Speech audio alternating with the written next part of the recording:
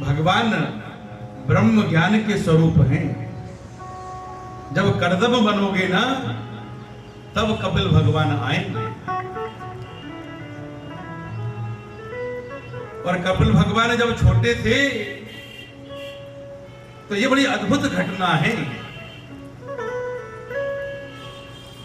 ज्ञान का कोई रिश्ता नहीं होता, बस एक ही रिश्ता होता है, ज्ञान। देवहूति मैया ने कपिल भगवान को व्यासपीठ पर बिठाया। एक मां ने अपने पुत्र को व्यासपीठ पर बिठाया है। ये अद्भुत इसलिए है कि यदि हर एक मां देवहूति हो जाए, देवहूति की दृष्टि हो जाए, तो हर एक बालक के अंदर वही ब्रह्म तत्व दिखाई देगा। यशोदा मैया को दिखाई दिया था ना भगवान के मुख में ब्रह्मांड। हर बालक के मुख में ब्रह्मांड है, लेकिन मां की दृष्टि यशोदा की दृष्टि होना चाहिए, देवहूति की दृष्टि होना चाहिए। और मां ने बेटे से प्रश्न किया,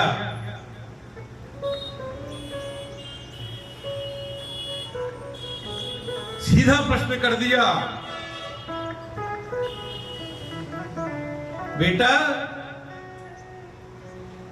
कल्याण का मार्ग कौन सा है, प्रभु के प्राप्ति का मार्ग कौन सा है, मुक्ति का मार्ग कौन सा है।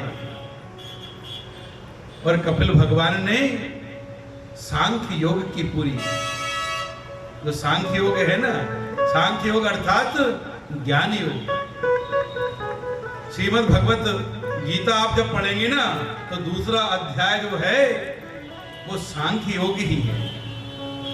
भगवान अर्जुन को सबसे पहले ज्ञान के माध्यम से घेर के लाते हैं कि तू युद्ध कर, भाग मत। अर्जुन भागने की कोशिश करता है, फिर कहते ज्ञान समझ में नहीं आता तो चल कर्म के रास्ते से आ जा, कर्म भी नहीं आ रहा तो चल ध्यान के रास्ते से आ जा। जब फिर भी भागने की कोशिश की तो अपना संपूर्ण रूप दिखा दिया। और ऐसा गुरु होना चाहिए। अर्जुन का हर एक प्रश्न और भगवान ने हर प्रश्न का जवाब दिया है। अर्जुन बार बार भागने की कोशिश कर रहा है और हम भी ऐसे ही कर रहे हैं। हम भी यही कर रहे हैं, भागने की कोशिश कर रहे हैं जीवन से।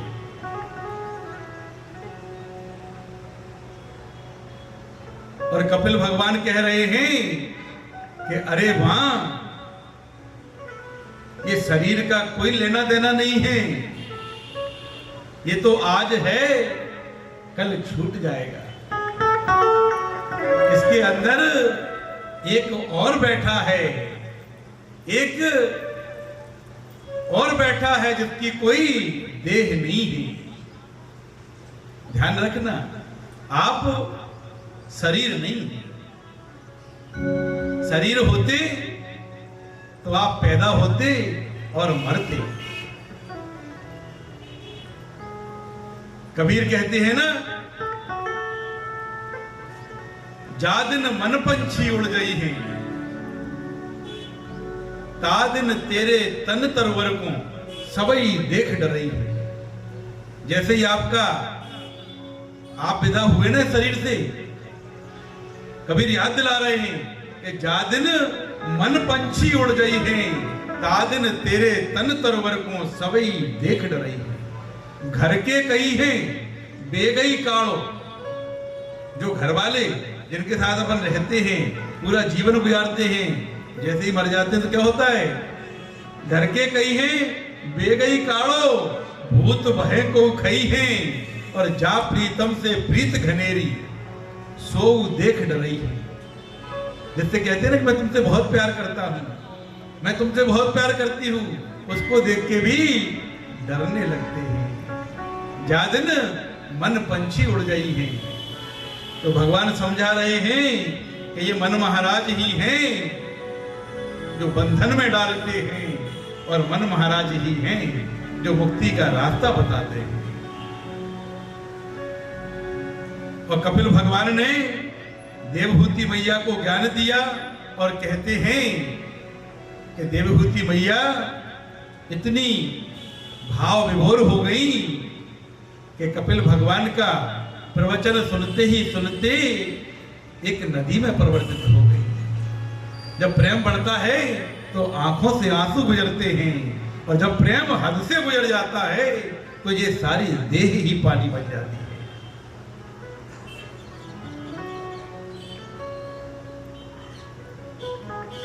सर्वभूतेषु चात्मानं सर्वभूतानि चात्मनि इच्छितेनान्यभावेन भूतेषु तदा अहं सर्वेषु भूतेषु भूतात्मवस्थिता सदा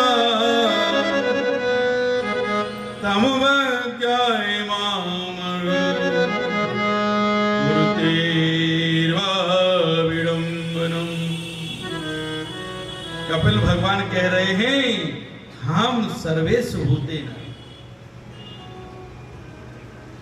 जो सब में मुझको देखता है। देखिए ये हमारा सनातन धर्म है, जो सब में सम रूप से मुझे देखता है वही मुझे पा सकता है। यम ही ना व्यथयन्ते ते पुरुषम पुरुषर्षवा सम दुख सुखम धीरम सो मृतत्वाय कल्पते। परमात्मा को वही पा सकता है जिसकी दृष्टि समता की है। और अगर समता की दृष्टि नहीं है ना तो आप खूब लगे रहो पूजा पाठ में, खूब मंदिर जाओ, सब कुछ करो, लेकिन अगर आपकी दृष्टि में समता नहीं है, अगर आप एक दूसरे में फर्क करते हैं तो आप कपिल भगवान की बात को समझ नहीं सकते। और कपिल भगवान का जो ज्ञान है वो यही है कि हमें सर्वस्व में उसी एक परमात्मा की झलक दिखाई देना चाहिए। आप कभी छोटे बच्चे को रास्ते से गुजरते हुए देखते हैं? जब छोटा बच्चा रास्ते से गुजरता है ना, एक तितली भी मिल जाए ना तो एकदम से उछल पड़ता है। धूप की किरणें जब वृक्ष से झांकती हैं तो बच्चा आश्चर्य से भर जाता है। पक्षियों को देखता है, आश्चर्य से भर जाता है। और हम रोज सुबह निकल जाते हैं, हमारे अंदर का आश्चर्य मर गया है। हमने इतने लबद्दर ओढ़ रखे हैं कि अब हमें आश्चर्य ही नहीं होता। कोई चीज देखी आश्चर्य ही नहीं होता। छोटे बच्चों को देखना, जब वो टेलीविजन की स्क्रीन पर भी देखते हैं ना तो पलक नहीं झपकाते, एक क्षण भी निकलने देना नहीं चाहते। और हम चले जा रहे हैं उधर, सूर्य देव अपनी लालिमा बिखेरने आ रहे हैं, आते रहे, हमें क्या लेना देना। लेकिन ध्यान रखना, सुख के क्षण भी वही होते हैं जब आपका अहंकार विदा हो जाता है। परमात्मा भी जब ही आपके सानिध्य में आता है जब आपका अहंकार विदा हो जाता है। जब मैं था तब हरि नहीं, और अब हरि है मैं नाय, प्रेम गली अति सांकरी जामे दो न समाए। जब मैं रूपी अहंकार रहेगा तो परमात्मा के लिए कोई जगह नहीं है। अपने मैं को विदा करना पड़ेगा। दुख क्या है? दुख हमारा अहंकार है। आपको बड़ा आश्चर्य होगा कि महाराज ये कैसी बात कर रहे हो। दुख का मतलब है हमारा अहंकार, और सुख का मतलब है अहंकार का विदा हो जाना। और महासुख का मतलब है कि अहंकार हमेशा हमेशा के लिए चला जाना। रास्ते से गुजर रहे हैं, किसी ने नमस्कार नहीं की, गठान बांध ली। अच्छा, आज इसने नमस्कार नहीं की, कल देखता। छोटी छोटी बातें, 20 साल पुरानी बात, उसने हमसे कुछ कह दिया था, चिपकाए घूम रहे हैं, ढो रहे हैं कंधों पर। एक नगर में एक बहुत प्यारा लोहार हुआ। लोहार तो आप सब समझते हैं, और इतना कुशल लोहार था, इतना कुशल कारीगर, लोहे का काम कि उसका कोई दूसरा मुकाबला नहीं था सारी दुनिया में। लोग दूर दूर से आते थे। हाँ हाँ हाँ, एक एक कड़ी ऐसे बनाता था जैसे कबीर झीनी झीनी चदरिया बनते हैं ना, एक एक कड़ी, एक एक लोहे की कड़ी, एक एक लोहे की वस्तु पूरी जान लगा देता था। और ऐसा कुछ बनाया उसने। और एक बार ऐसा हुआ कि उसके नगर पे किसी दूसरे राज्य के राजा ने आक्रमण किया, उसके नगर को अपने कब्जे में ले लिया। जब नगर को कब्जे में लिया तो उस लोहे के कारीगर को भी कब्जे में ले लिया, और उस कारीगर को लोहे की बेड़ियों में जकड़कर एक गड्ढे में डाल दिया। और वो मुस्कुरा रहा था। उसे सब लोहे की बेड़ियों में सैनिक बांधकर गड्ढे में डाल रहे थे, और वो लोहे का कारीगर मुस्कुरा रहा था। एक सैनिक ने पूछा, बात क्या है? तुम्हें बेड़ियों में जकड़कर और गड्ढे में डाल रहे हैं और तुम हंस रहे हो, मुस्कुरा रहे हो? वो बोला, अरे ये मेरे लिए दाएं हाथ का खेल है, मैं लोहे का कुशल कारीगर हूं। और जब सैनिक उसको गड्ढे में डालकर जाने लगे, चले गए, तो उसने अपनी कड़ियों को देखा, और जैसे ही ये कड़ी को देखा और कड़ी पे उसकी नजर पड़ी,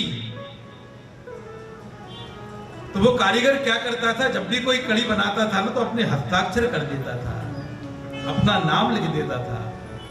और जैसे ही कड़ी पे देखा कि मेरा ही नाम लिखा हुआ है, उदास हो गया, आंखों में आंसू आ गए। बोले, अब ये टूट नहीं सकती, ये मैंने बनाई है, तो अब ये टूट नहीं सकती। तभी अंदर से आवाज आई। अंदर की आवाज ही परमात्मा की आवाज होती है। बाहर की आवाज तो हमारे परिचितों की होती है। और अंदर से आवाज आई कि अरे तू जिसे बना सकता है उसे मिटा भी सकता है। बनाना तो कठिन काम है, मिटाना सरल काम है। और जब उसके अंदर से आवाज आई तो उसने अपनी कड़ियां तोड़ दी। और हम भी उस कुशल कारीगर की तरह अपनी ही बनाई हुई कड़ियों में जकड़े हुए हैं। एक एक दिन एक एक वासना की कड़ी बनाते जा रहे हैं। अरे जब रोज 50-50 ग्राम वजन अपने सर पे रखोगे ना, तो उस बहन जी ने हमें ऐसा कह दिया, पड़ोसी ने ऐसा कह दिया, दूर के रिश्तेदार ने शादी में नहीं बुलाया, और बुलाया भी तो हमारी तरफ तो मुस्कुराया ही नहीं, और मुस्कुराया भी तो ऐसे मुस्कुराया। रोज एक एक ग्रंथि 50 से 50 ग्राम वजन रोज डालते जाओ आप सर पे, तो एक साल में कितने दिन होते हैं? 365 दिन। 365 दिन में कितना वजन डाल दोगे अपने ऊपर? तो हम सब भी अपनी बनाई हुई कड़ियों में जकड़े हुए हैं। कोई घर की कड़ियां हैं, कोई मकान की कड़ियां हैं, कोई रिश्तों की कड़ियां हैं, पर हम भूल ही गए हैं कि इन कड़ियों को तोड़ सकते हैं। अरे जिस दिन याद आ जाएगा ना, ये कड़ियां टूट सकती हैं।